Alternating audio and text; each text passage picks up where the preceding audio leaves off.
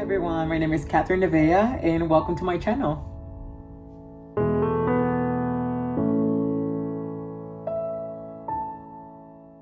My real name is Angel. A lot of you guys know me as Catherine Nevea because of my performances, and I started doing drag. If you haven't seen my video, my transition from male to female, go ahead and check it out. I'm gonna put the link in the description. It's basically talks about, and it shows just like a little brief summary of what like my life has been since I've been, because I knew I was different. I don't consider myself a woman, and I know it's like you guys are probably like, what?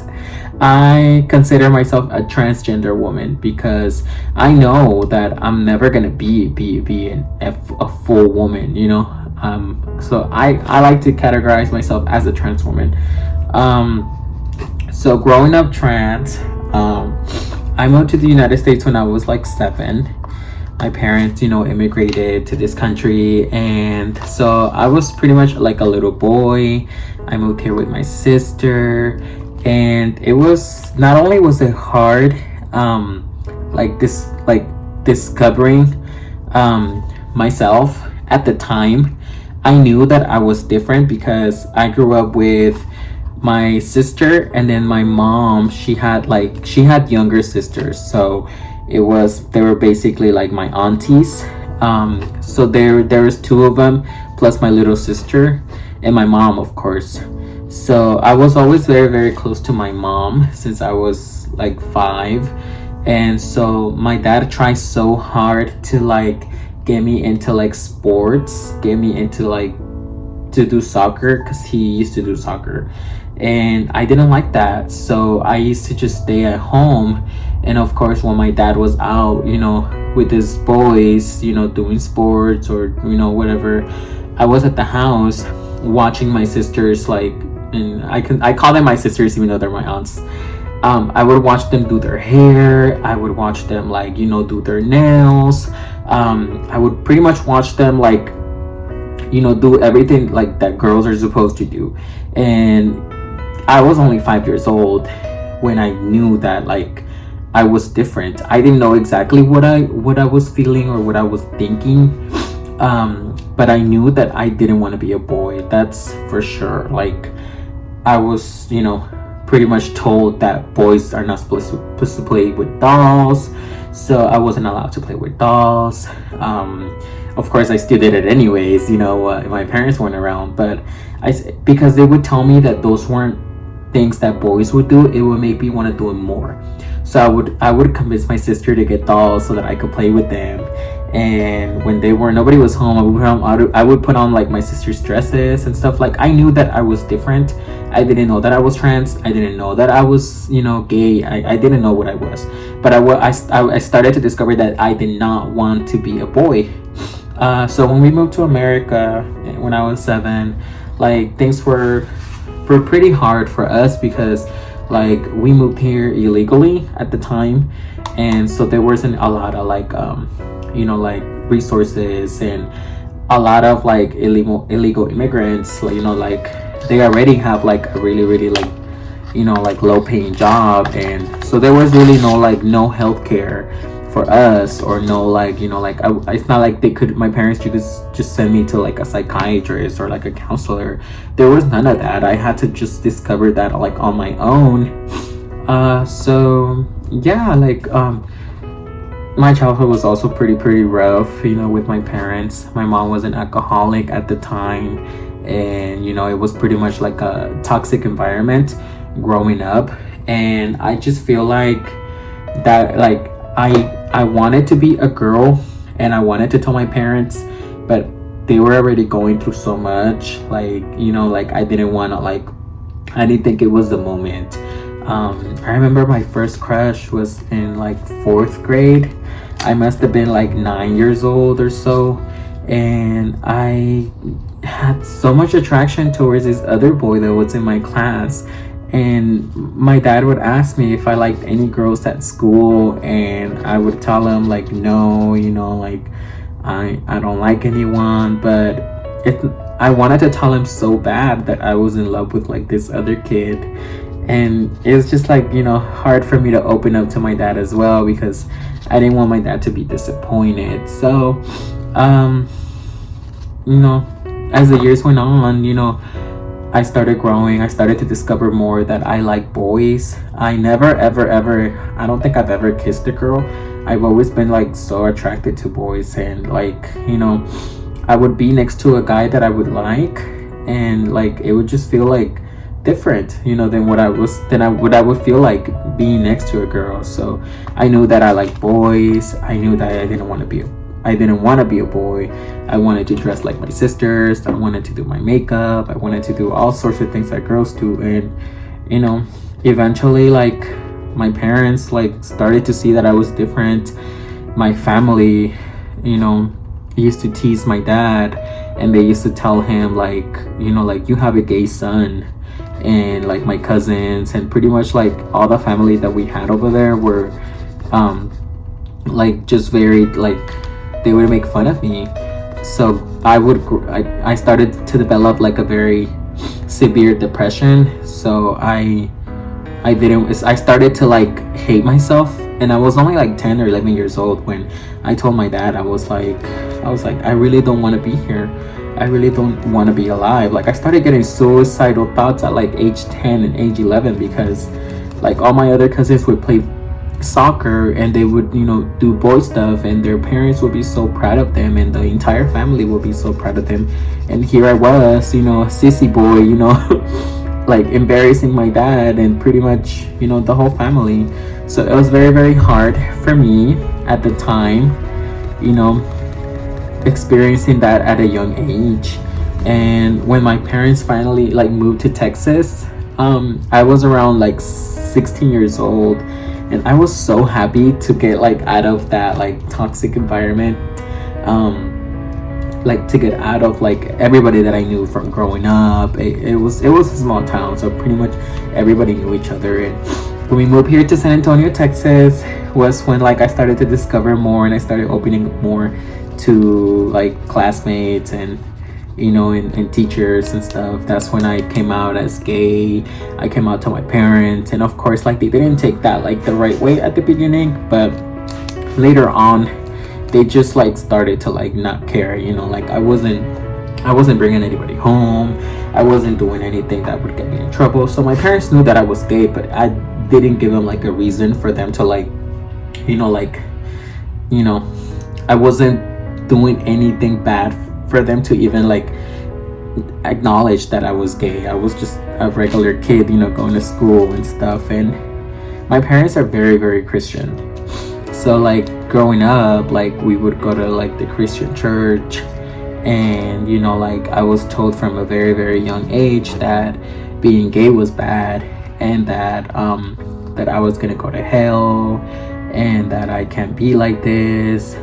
At one point, like family members were telling my dad to take me to like a doctor, and that they would put like boy hormones in my body, like, and I was a kid, and like they would tell my dad to take me to a doctor to inject like male hormones on me so that I would stop acting like a girl, because I used to be very, very very feminine. Like the way like I would grab my forks, I would go like this. I would pretty much act like very, very girl, like very timid.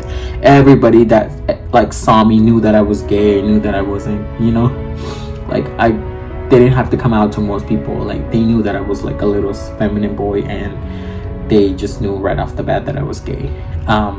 So my family didn't like that. They wanted me to like act very buff, and just act pretty much straight. And that's when like I guess like the whole like character came along with like I started to hide that I was gay. Like when people would ask me, are you gay? And I would be like, no.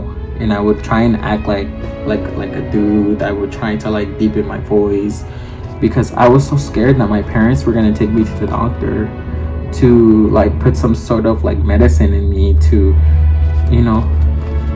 change the way that I was gonna live, change my way of talking, it was just like very, very like like scary for me at the time. So I just wanted to like make my parents feel like there was no need for that.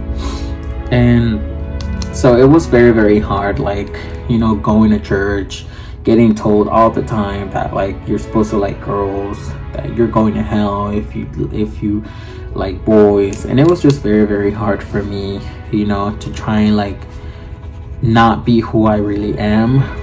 And it was just very, very toxic. Up until this date, I'm not gonna lie, my parents still don't like fully accept who I am. And it's hard because I, you know, like sometimes I can't like be invited to some of their reunions because my parents were okay with me being gay as long as I look like a guy. But the minute that I started to take hormones and I started to look like a girl, that's when the problem started. And like I'm not allowed to go to their house because I look like a girl. And it's been very clear by my dad that and my stepmom that I've, you know, have to look like a boy if I ever want to go back and visit them. So my parents live here in the same city, but I don't really see them much because like I can't change who I am and I can't go back and trying to look like a boy for their satisfaction. When I was a gay guy, I was very depressed. I was very suicidal.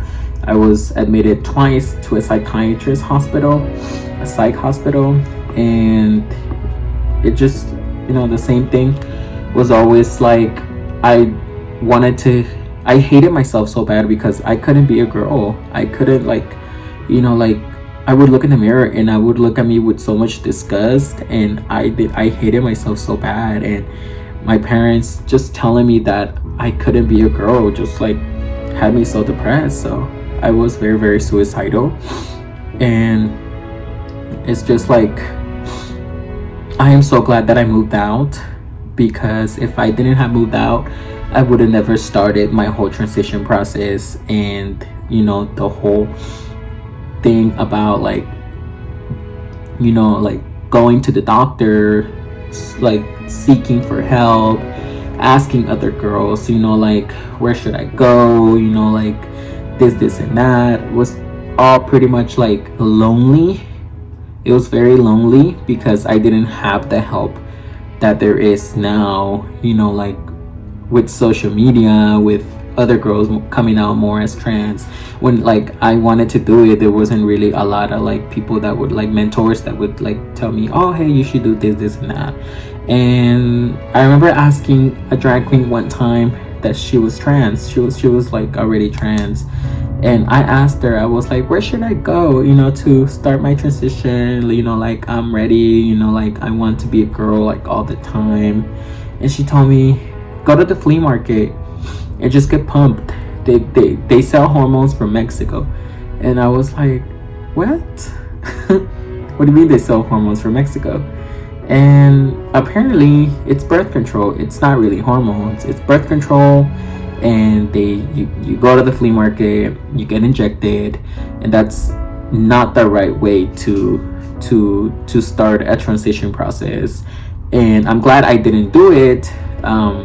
But there is a lot of girls out there, and if you're watching this, don't go to the flea market and get pumped, you know, like do it the right way. And I've known girls that like, you know, like had gone to Planned Parenthood, and they'll do like a, you know, like a counseling. They'll ask questions. They just want to make sure that you're not like gonna be affected too much like emotionally with the hormones. And they'll do your labs, they'll get you started, they'll send you a prescription, and you can start hormones right away if you go to Planned Parenthood.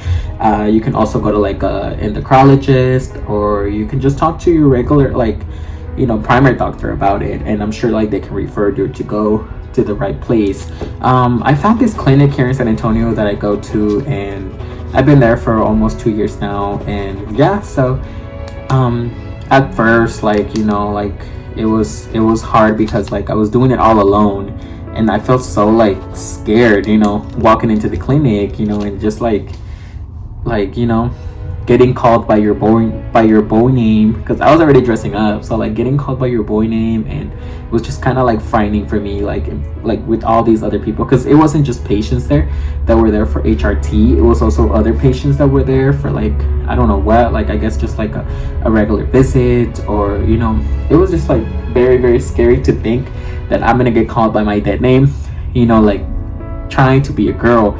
But it doesn't really like work like that. they'll take your name, you know, that your preferred name, and they'll call you by that. So I'll definitely make a video about like the process, like the type of dosages and stuff like that, like how to get started, more information about like, you know, like what it's like to be on hormones, like symptoms, and definitely like what you could expect once you start your transition process, and like, you know, like the dangers of being on hormones, and like, you know, the good things about being on hormones. So I'll definitely make a video about that, but today's video was just basically to talk about like, you know, like what it was like to, you know, be trans as a kid, you know, like growing up trans. It's just, you know, a story that I haven't really expressed too much about it. It took me a while to you know, sit here and talk about it, because it's just it brings bad memories. Like I said, I had a very, very rough childhood, and so it brings bad memories for me, but I know that like I need to talk about them, you know. I had to talk about them at one point. So yeah, that is what it was like to come to grow up trans. Let me know if you guys like the video. I'll definitely make more videos coming soon. So yeah, that's all. Thank you guys.